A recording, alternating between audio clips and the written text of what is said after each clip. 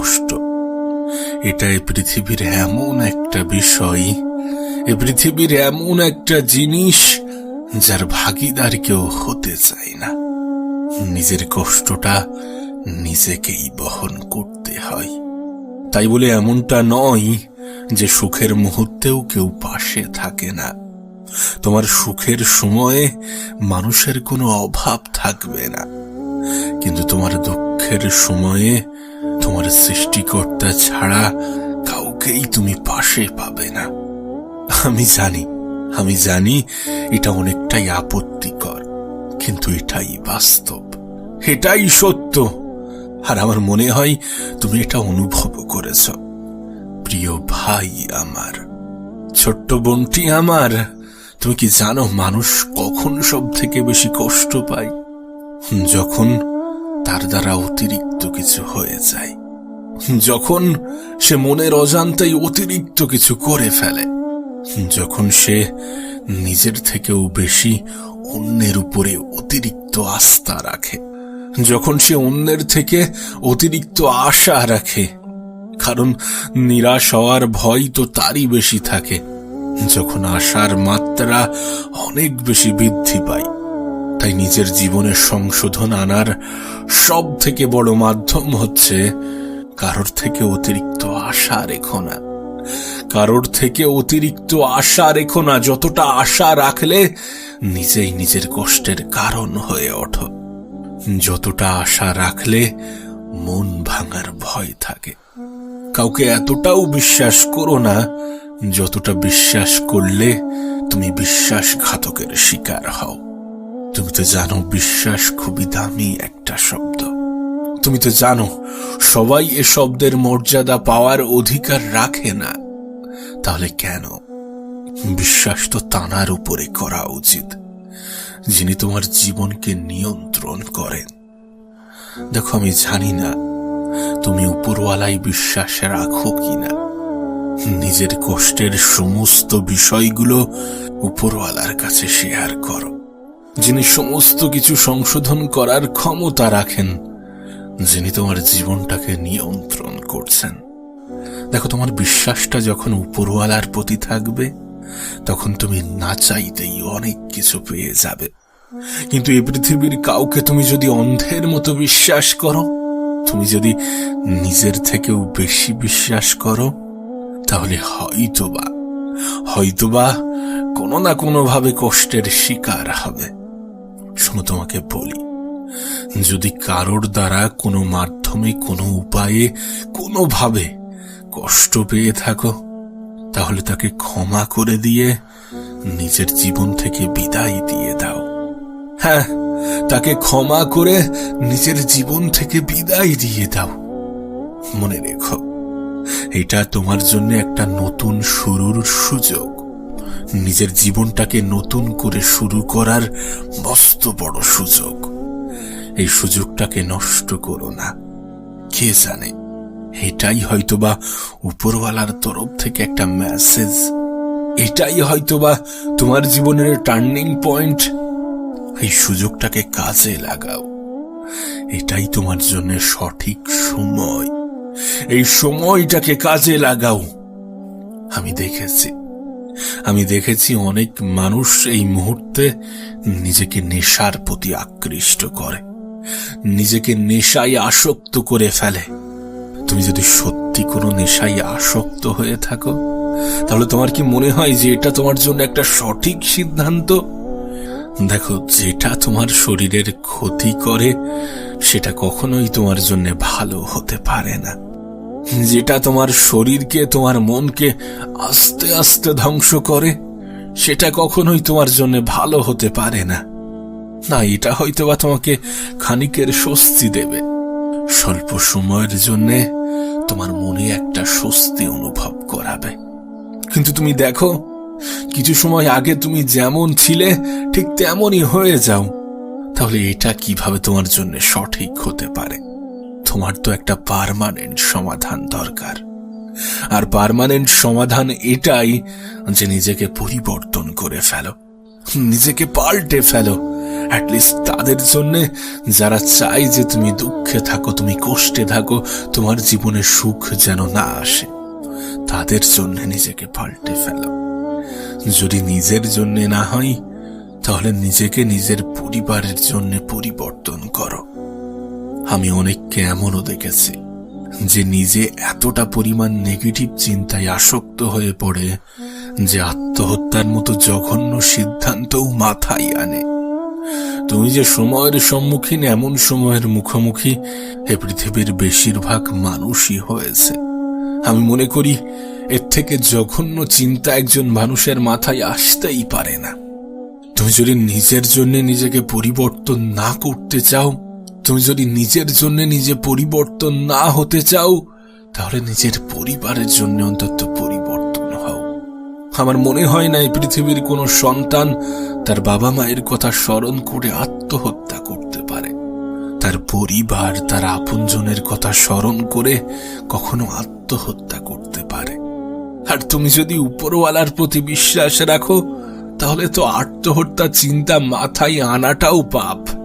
তাই তোমাকে বলবো, এমন কোনো সমাধান খুঁজো না যেটা কোনো সমাধানই নয়, বরং পাগলামি, বোকামি। যারা আত্মহত্যার কথা চিন্তা করে তারা হয় বোকা হয়ে গিয়েছে, আর না হলে নিজেই নিজেকে বোকা বানাচ্ছে। কারণ কষ্ট এ পৃথিবীর প্রত্যেকটা মানুষের জীবনে কোনো না কোনো সময়ে আসে। আর যদি প্রত্যেকটা ব্যক্তি আত্মহত্যার সিদ্ধান্ত নেয়, তাহলে তো পৃথিবী খালি হয়ে যেত।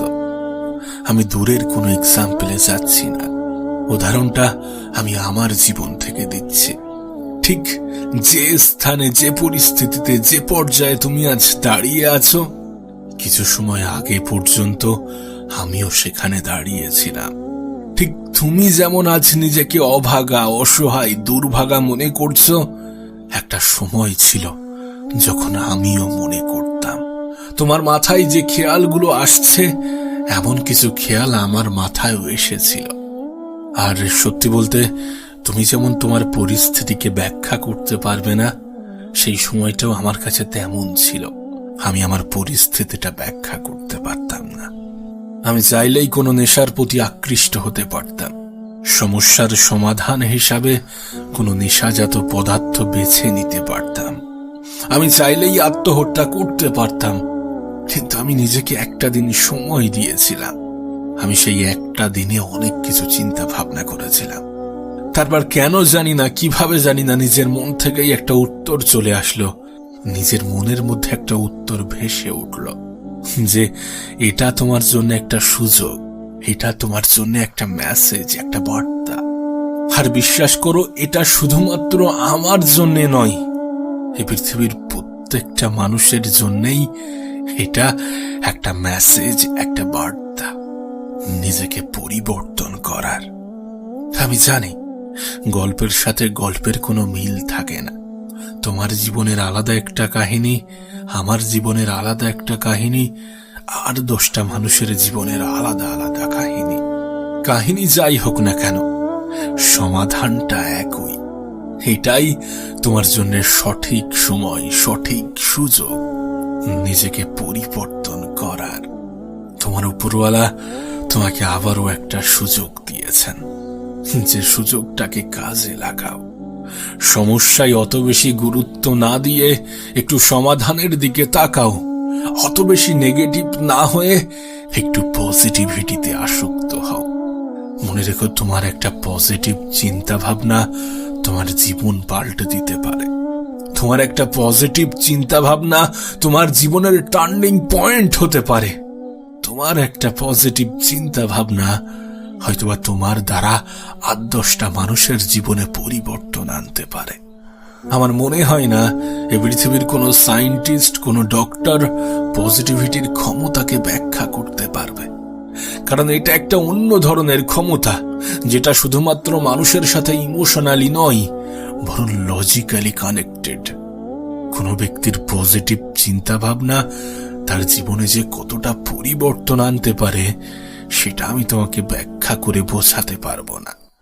সেটা আমি কি, আমার মনে হয় গোটা পৃথিবীর কেউই বোঝাতে পারবে না।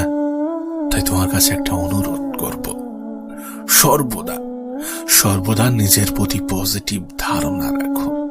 তোমার পজিটিভ চিন্তা ভাবনা তোমার জীবনের নতুন একটা মোড় সৃষ্টি করবে, তোমার জীবনকে সুন্দর করতে অনেক বেশি সাহায্য করবে। আবারও বলছি, এটা তোমার জন্য একটা মেসেজ, একটা বার্তা, নিজেকে পরিবর্তন করার, নিজের জীবনটাকে পরিবর্তন করার। এ পৃথিবীতে আঘাত ছাড়া জীবনে কখনোই উন্নতি করা যায় না।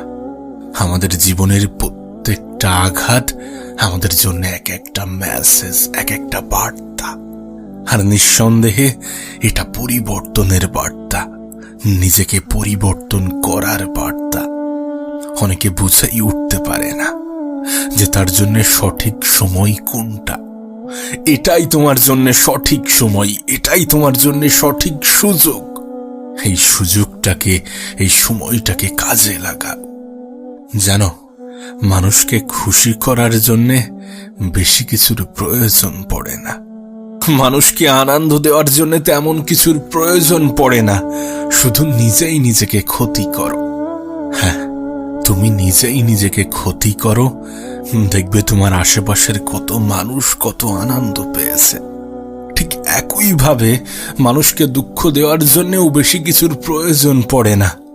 তুমি নিজেকে একটু একটু করে উন্নত করো, নিজের সর্বত্র দিয়ে সফল হওয়ার চেষ্টা করো, দেখবে তোমার আশেপাশের কিছু মানুষ অনেক বেশি কষ্ট পেয়েছে। না, এ বিষয়ে কোনো সন্দেহ নেই, এ বিষয়ে কোনো সন্দেহ নেই যে আপন মানুষ চেনা অনেক বেশি কঠিন।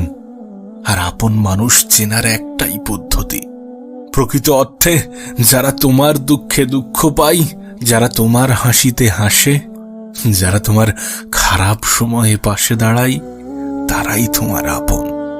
আর আমি জানি, যদি এমন ভাবে বিচার করা হয় তাহলে আপন মানুষের সংখ্যা অনেক বেশি কমে যায়। সত্যি বলতে এত আপন মানুষের প্রয়োজন নেই। যে আপন মানুষ পিছনে সমালোচনা করে, এমন কোনো আপন মানুষের প্রয়োজন নেই।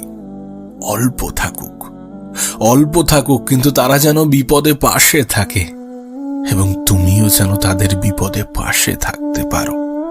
জানো, এই পৃথিবীতে আজকের দিনে সুবিধাভোগী মানুষের কোনো অভাব নেই। তোমার জীবনে এমনও কিছু মানুষ আসবে যারা তোমাকে ব্যবহার করে চলে যাবে, কিন্তু তুমি টেরও পাবে না। হ্যাঁ, আমাদের জীবনে এমনও কিছু মানুষ আসে যাদেরকে সুযোগ সন্ধানী বললে কোনো ভুল হবে না। তার কারণ তারা সুযোগেরই সন্ধান করে। তোমাকে বলবো, এদের থেকে নিজের দূরত্ব বজায় রাখো, এদের থেকে নিজেকে দূরে রাখার চেষ্টা করো। কোনো মানুষ তখনই আমাদেরকে নিয়ে খেলার সুযোগ পেয়ে যায় যখন সে এটা বুঝতে পারে যে আমরা তার উপরে অনেক বেশি নির্ভরশীল। বিশ্বাস করো, যদি কোনো ব্যক্তি এটা বুঝে যায় তাহলে সে তোমাকে ইগনোর করবেই, তার থেকে তুমি অবহেলা পাবেই, এ বিষয়ে কোনো সন্দেহ নেই। আমি দেখেছি অনেকে বলে বয়স বাড়লে ম্যাচিওর হয়ে যাবে, কিন্তু কোনো ব্যক্তি যে বয়সের সাথে ম্যাচিওর হয় না। কারোর ম্যাচিউরিটি শুধুমাত্র বয়সের সাথে আসে না। কিছু কিছু মানুষের ক্ষেত্রে তাদের বাস্তব জীবনের অভিজ্ঞতা তাদেরকে ম্যাচিওর করে তোলে। তোমার বয়স অল্প হলেও যদি তোমার কাঁধে একগুচ্ছ দায়িত্ব থাকে, তাহলে আমি গ্যারান্টি দিচ্ছি তুমি বয়সের আগেই ম্যাচিওর হয়ে যাবে। দায়িত্ব, এই শব্দটা অনেক কঠিন, অনেক ইম্পর্টেন্ট একটা শব্দ। যাদের কাঁধে আছে শুধুমাত্র তারাই জানে, তারাই বোঝে। আসলে জীবনে এমনও কিছু বিষয় থাকে যেগুলির মুখোমুখি না হওয়া পর্যন্ত সেগুলো সম্বন্ধে আমাদের কোনো ধারণাই হয় না। দায়িত্ব শব্দটাও ঠিক এমনই। আর তোমার কাছে অনুরোধ করব, জীবনে কোনো দায়িত্ব নাও বা না নাও, নিজের ক্ষেত্রে দায়িত্ববান হয়ে ওঠো। নিজেকে ভালো রাখার দায়িত্বটা নিজেই নিতে শুরু করো। তোমাকে কষ্ট দেওয়ার দায়িত্ব গোটা পৃথিবী নিয়ে আছে, কিন্তু তোমার ভালো রাখার দায়িত্বটা তোমাকেই নিতে হবে। আবারও বলছি, এটাই তোমার জন্য সঠিক সময়, এটাই তোমার জন্য সঠিক সুযোগ। এই সুযোগটাকে কাজে লাগাও। আমি জানি না কে তোমাকে কেমন ভাবে বুঝিয়েছে, কেমনটা শিখিয়েছে। আমি জানি না তুমি কেমনটা ভাবো, কিন্তু বিশ্বাস করো, নিজের আত্মসম্মানের বিসর্জন দিয়ে নিজেকে ছোট করে ভালোবাসা পাওয়ার থেকে একা থাকা অনেক ভালো। জীবনের অনেক সময় একাকিত্বর প্রয়োজন পড়ে। জীবনের অনেক সময় একা থাকলে ভালো থাকা যায়। মনে রেখো, একাকিত্ব কোনো দুর্বলতা নয়, বরং প্রয়োজনের থেকে মানুষের সাথে অধিক আলাপই মানুষকে দুর্বল বানিয়ে দেয়। প্রয়োজনের থেকে অধিক সম্মান অপর ব্যক্তির অসম্মানের কারণ হয়। যে যতটা সম্মান ডিজার্ভ করে তাকে ততটাই সম্মান দাও, আর যারা তোমার সম্মান ডিজার্ভ করে না তাদেরকে সম্মান দেওয়ার কোনো প্রয়োজনই নেই। কারণ এটা খুব দামি একটা শব্দ।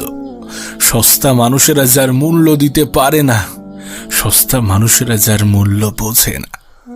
তোমার কাছে অনুরোধ করব, নিজেকে গুটিয়ে নেওয়ার জন্য।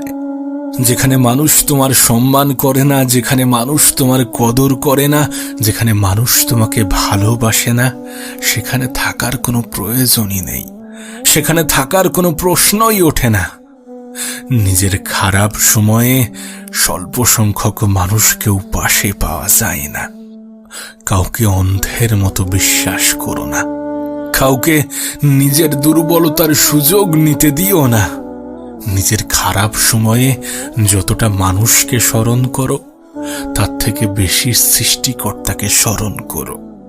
কারণ এই পৃথিবীতে উপরওয়ালা ছাড়া তেমন কেউই তোমাকে নিঃস্বার্থভাবে ভালোবাসে না। হ্যাঁ, এই পৃথিবীতে উপরওয়ালা ছাড়া তেমন কেউই নিঃস্বার্থভাবে ভালোবাসে না। নিজের সুখ, দুঃখ, অভিমান সমস্ত কিছু উপরওয়ালার সাথে ব্যক্ত করো, সমস্ত কিছু তানার সাথে ব্যক্ত করো, যিনি তোমার জীবনকে পরিবর্তন করার ক্ষমতা রাখেন, যিনি তোমার জীবনকে নিয়ন্ত্রণ করছেন। সত্যি বলতে, 2 দিন আগে পরিচিত হওয়া 3 দিনের সম্পর্কের মানুষগুলো তোমাকে তোমার খারাপ সময়ে কতটা সাহায্য করবে আমি জানি না, কিন্তু আমি দেখেছি যে খারাপ সময়ে সৃষ্টিকর্তা ছাড়া তেমন কাউকেই পাশে পাওয়া যায় না।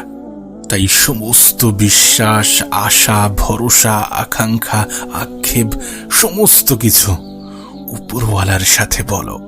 কিছু জিনিস যখন তুমি মানুষের কাছ থেকে পেতে চাইবে, যখন তুমি মানুষের কাছ থেকে নিতে চাইবে, তখন হয়তোবা তোমার সাথে সওদা করবে, বিনিময়ে কিছু পেতে চাইবে। তাই সমস্ত আশা, ভরসা সৃষ্টিকর্তার কাছে রাখো। তোমাকে বলি, শোনো, এ পৃথিবীতে কেউ কাউকে জায়গা করে দেয় না, তোমাকেও কেউ জায়গা করে দেবে না। তোমার নিজের জায়গাটা নিজেকেই করে নিতে হবে। তোমার নিজের অস্তিত্বের জানান নিজেকেই দিতে হবে। হয়তোবা ভালো সময় পাওয়ার জন্যে কিছু খারাপ সময়ের মোকাবেলাও করতে হবে। নিজের লড়াইটা নিজেকেই লড়তে হবে। কিন্তু এ বিষয়ে কোনো সন্দেহ নেই যে সময় পরিবর্তন হবে, এ সময়টাও পাল্টে যাবে, কারণ সময় পরিবর্তনশীল। হ্যাঁ, সময় পরিবর্তনশীল। কে জানে, যারা আজ হয়তোবা তোমার দুঃখে খুশি হচ্ছে, কাল তোমার সুখেই দুঃখ পাবে। ছেড়ে যাওয়া মানুষগুলোও ফিরে আসার চেষ্টা করবে। তুমি যদি তোমার সৃষ্টিকর্তার উপরে ভরসা রাখো, হয়তোবা তোমার সৃষ্টিকর্তাই তোমার লড়াইটা নিজের ভেবে লড়বে। তাই পরিস্থিতি যেমনই হোক না কেন, সময়টা যেমনই হোক না কেন, দিনটা যেমনই হোক না কেন, নিজের আশা, ভরসা, আস্থা সমস্ত কিছু উপরওয়ালার উপরে রাখো, যিনি তোমাকে নিঃস্বার্থভাবে ভালোবাসেন। আজ তোমাকে শোনাবো অল্প বয়সে কঠিন রোগের কারণে মৃত্যুশয্যায় থাকা কোনো এক ব্যক্তির মনের আকুতি। এই ব্যক্তিকে যখন জীবন সম্বন্ধে ধারণা জিজ্ঞাসা করা হয়, তখন তিনি বলেন, যদি তোমার একটা সুস্থ শরীর থাকে, তাহলে খোদার কাছে আর নতুন কোনো অভিযোগ করো না।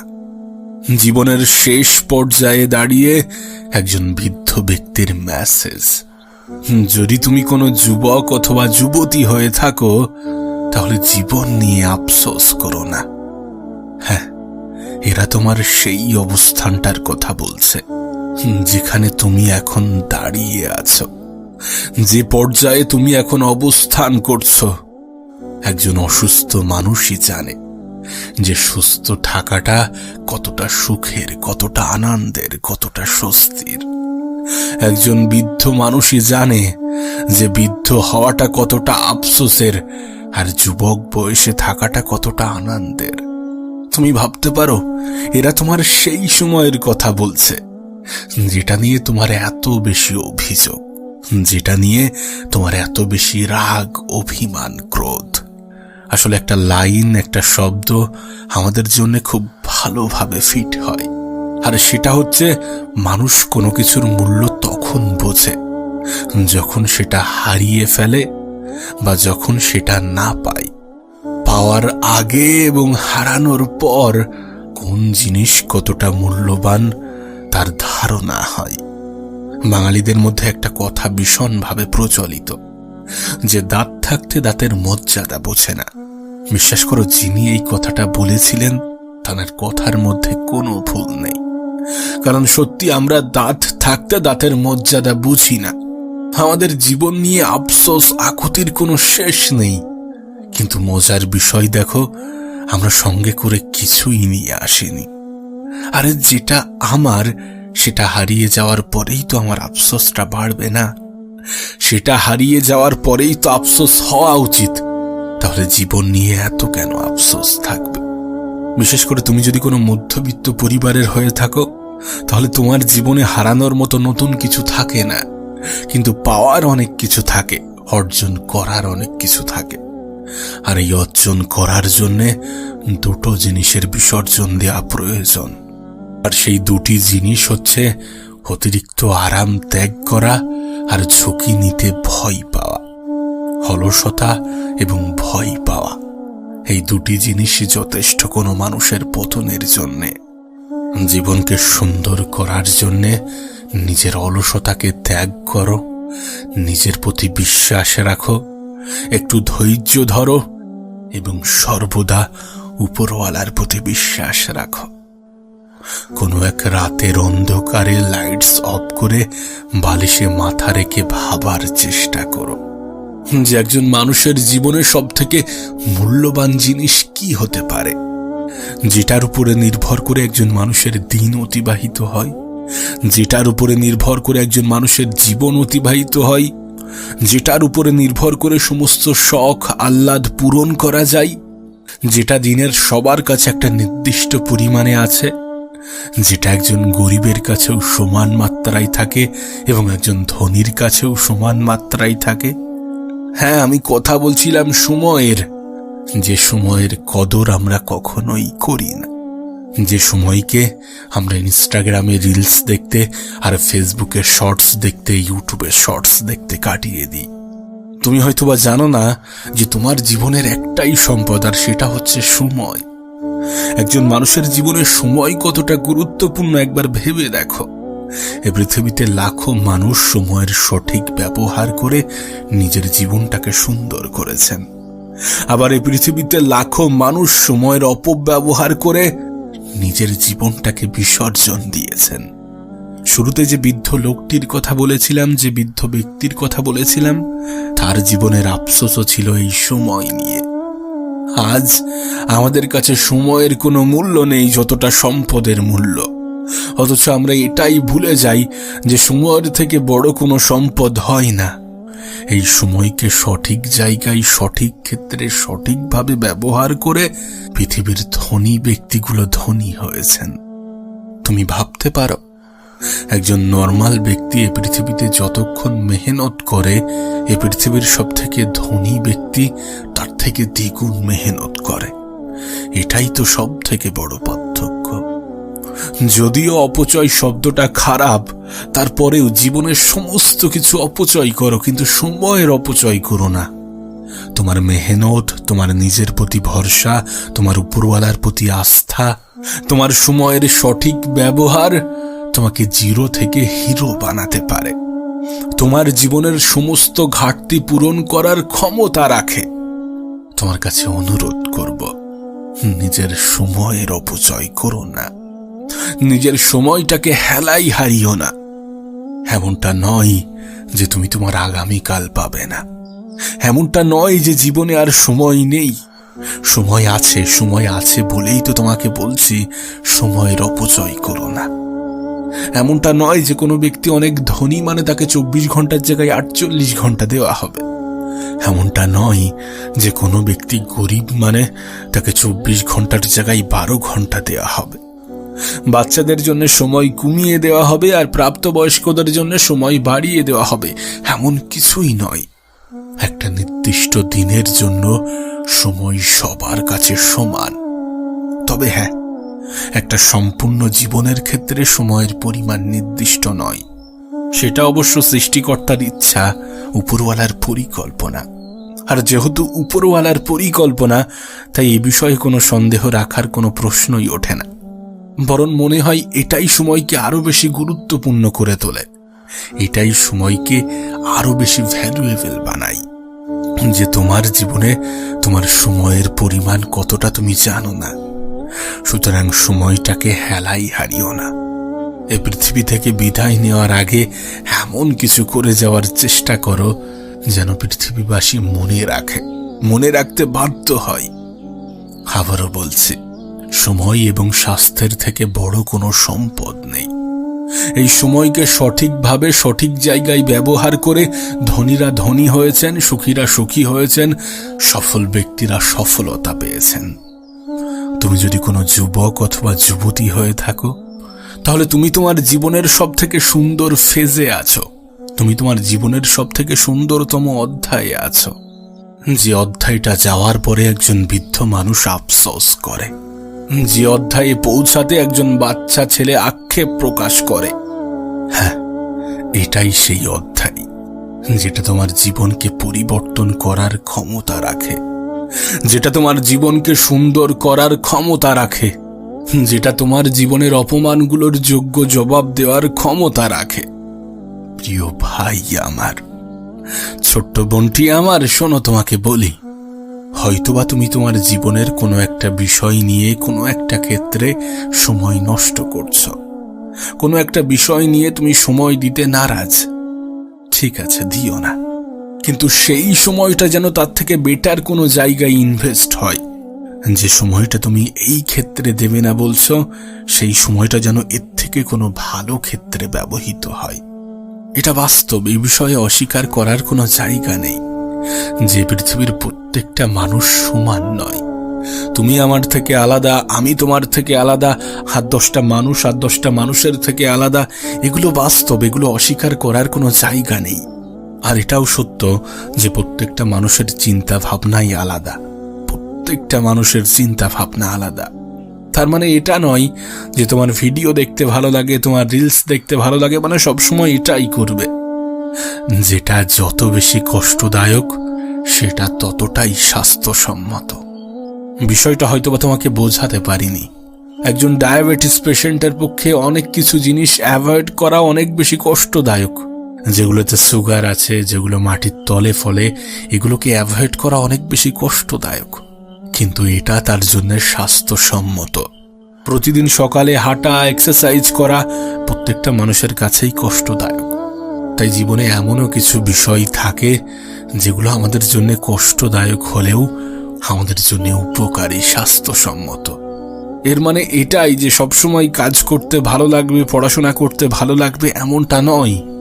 মানুষের হবির প্রতিও কখনো কখনো বোরিংনেস আসে, মানুষের শখের প্রতিও কখনো কখনো বোরিংনেস আসে। তার মানে এটা নয় যে সেটা তার শখ নয়।